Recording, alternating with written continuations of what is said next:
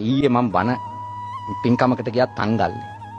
ඉඳලා එනකොට මේ අර රෙස්ට් ඒරියා එකේ ගිලම්පසක් වළඳින්න බැස්සා.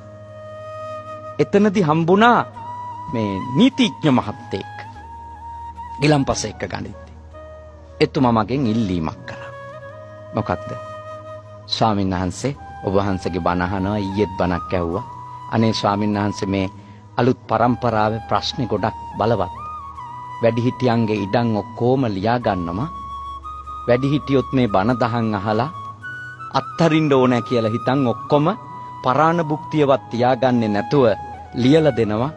අනේ සායනාංශ ලියලා සති දෙකෙන් අම්මා එළියට දාලා ගෙදරින් තාත්තා ගෙදරින් එළියට දාලා ඒ නිසා ස්වාමීන් වහන්සේ මේ ඒ ප්‍රශ්න නඩු ගොඩාක් තියෙනවා. මම නීතිඥෙක් මට ලාභයි ඒවා. එනකොට මට නඩු කතා කරලා සල්ලි හොයන්න පුළුවන්. ඒත් මම තාත්තා කෙනෙක්. මගේ නෝනා අම්මා කෙනෙක්.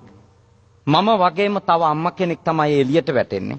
තාත්තා කෙනෙක් තමයි එළියට වැටෙන්නේ. මිනිස්සුන්ට මේ අත්තරිද්දි වෙන මොකක් හරි ක්‍රමයක් කියලා දෙන්න. දැන් ඔයත්තන්ගෙත් කෙස් පැහිලා. මේ බණ අහලා ළමයි අද අහයි අතරින්න නේද කිව්වේ. දැන්වත් ඔප්පුව ලියන්නේ නැද්ද? අහයි. ඔබ ඔප්පුව ලියන්න. ඔව්. දැන් නරකෙස් ඇවිල්ලා නම් ඔප්පුව ලියන්න ඕන. බලය පවරන්න ඕන.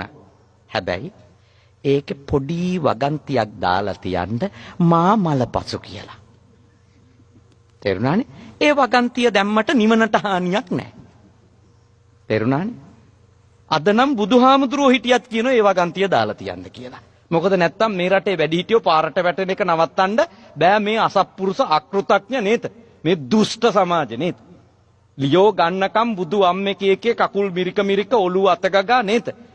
දාන්න තියෙන ඔක්කොම ආලවට්ටන් ටික දාලා රවට්ටගෙන ඔක්කොම ලියා ගන්නවානේ. ඒ මදිවට බණත් මතක් කරලා දෙනවා. අම්මා දැන් කොයි වෙලේද දන්නේ අම්මා පින් කර ගන්න අතෑර ගන්න කීකියත් උපදෙස් දෙනවා.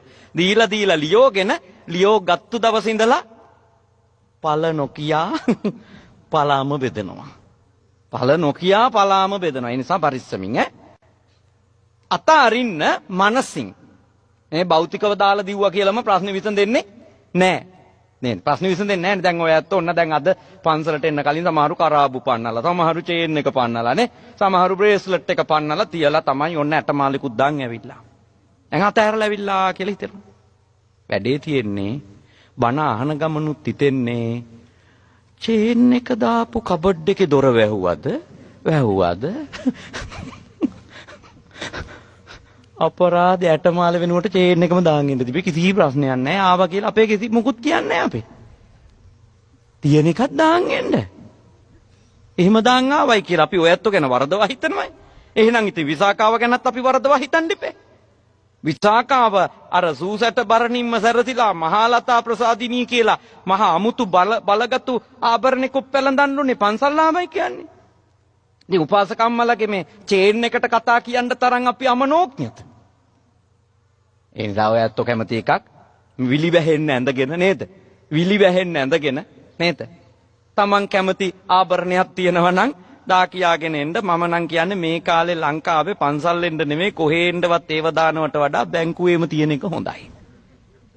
බැංකුවේ තියද්දිත් ටිකක් කල්පනාකාරී වෙන්න. මොකද බැංකු බංකොලොත් තුනොත් එහෙම ඒවත් ඉවරයි.